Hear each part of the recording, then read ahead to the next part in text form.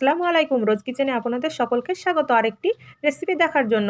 আজকের ভিডিওতে আমি আপনাদের সাথে শেয়ার করছি ভীষণই মজাদার এবং সহজ রাজকীয় স্বাদের ডিম কারি রেসিপি। সাধারণ কিন্তু ঘরোয়া মশলা দিয়ে হোটেলের মতো স্বাদ পাবেন এই রেসিপিতে। গরম ভাত, রুটি কিংবা পরোটার সাথে জাস্ট জমে যাবে। রেসিপিটি কিভাবে বানাই আপনারা পুরো ভিডিওটি দেখতে থাকুন। আমি এখানটায় 5টি ডিম নিয়েছি আর ডিমগুলোকে আমি সিদ্ধ করে নিয়েছি। সিদ্ধ করা আমি দেখাইনি, ডিম তো সকলেই সিদ্ধ করতে জানেন এবং খোলাও ছাড়াতে জানেন। দেখেন আমি 5টি ডিমকে সিদ্ধ করে নিয়েছি, এইভাবে আমি খোলাটা ছাড়িয়ে নিচ্ছি। আশা করছি আমার এই রেসিপিটা আপনাদের খুবই ভালো লাগবে। ভালো লাগলে অবশ্যই একটি লাইক করে দেবেন। আপনাদের একটি লাইকে আমার ভিডিও তৈরি করার উৎসাহ আরও জাগবে। দেখেন এইভাবে আমি খোলাগুলো সব ডিমের খোলাগুলো ছাড়িয়ে নিয়েছি, দিয়ে এইভাবে আমি কেটে নিচ্ছি।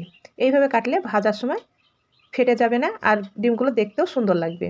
আপনারা চাইলে লম্বা করেও কেটে নিতে পারেন। আমি এখানটা পেঁয়াজ বেরেস্তা করে নিয়েছি, আর পেঁয়াজ বেরেস্তা করতে তো সকলেই জানেন। আর বড় সাইজের একটি টমেটো কেটে নিয়েছি, একটি মিডিয়াম সাইজের পেঁয়াজ কেটে নিয়েছি, আর কাঁচা লঙ্কা নিয়েছি, দিয়ে একসঙ্গে পেস্ট করে নিলাম মিক্সিং জারে দিয়ে। আর নিয়েছি এখানটায় কিছুটা কাজু বাদাম 10 থেকে 15টা, অল্প একটু পানি দিয়ে পেস্টটা তৈরি করে নিলাম। দিয়ে আমি সব মশলাগুলো সাইডে রেখে দিচ্ছি।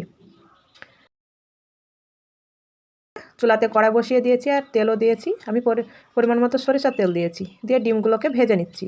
অল্প একটু লবণ দিয়ে আমি ডিমগুলোকে ভেজে নিব। আপনারা চাইলে এখানটায় হলুদ দিয়েও ভেজে নিতে পারেন। আর ডিমগুলোকে একটু ভালো করে ভেজে নেবেন। দেখেন ডিমগুলো আমার ভাজা হয়ে গিয়েছে, আমি তুলে নিচ্ছি।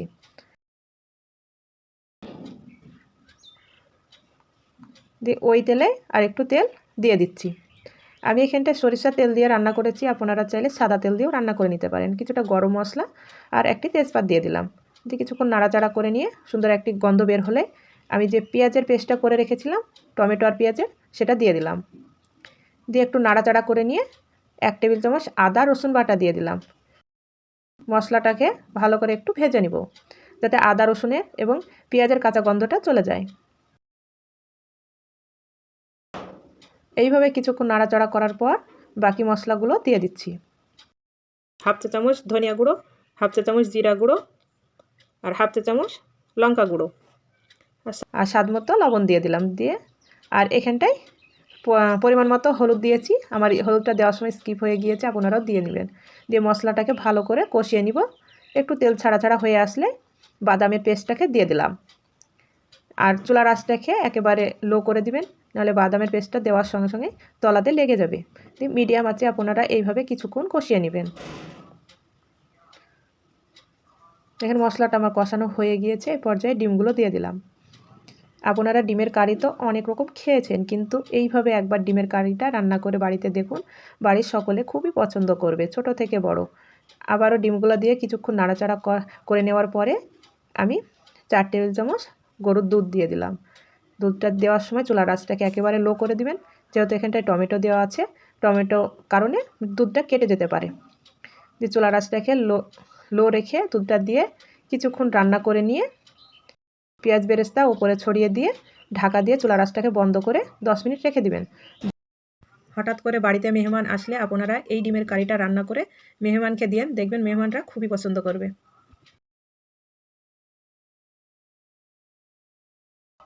মাশাআল্লাহ, দেখেন কতটা সুন্দর লাগছে। আপনারা এই রাজকীয় স্বাদের এই ডিম কারি রেসিপিটা একবার বাড়িতে বানিয়ে দেখুন, খেতে দুর্দান্ত লাগবে। গরম ভাত, রুটি, পরোটা, লুচির সঙ্গে এবং ফ্রাইড রাইসের সঙ্গেও এই রেসিপিটি খেতে পারেন, দুর্দান্ত লাগে। আশা করছি আমার এই রেসিপিটি আপনাদের খুবই ভালো লেগেছে। ভালো লাগলে অবশ্যই একটি লাইক করে দেবেন এবং আমার চ্যানেলে নতুন বন্ধু হয়ে থাকলে চ্যানেলটিকে সাবস্ক্রাইব করে রাখবেন, পাশে থাকা বেল আইকনটি অন করে রাখবেন। যখনই নতুন ভিডিও দেবো সবার আগে আপনাদের কাছে নোটিফিকেশনটা পৌঁছে যাবে।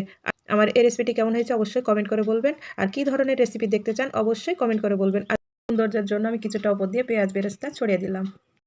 আজ এই পর্যন্ত, আবারও কোনো নতুন রেসিপি নিয়ে আসবো। ভালো থাকবেন, সুস্থ থাকবেন এবং আমার জন্য দোয়া করবেন। আল্লাহ হাফেজ।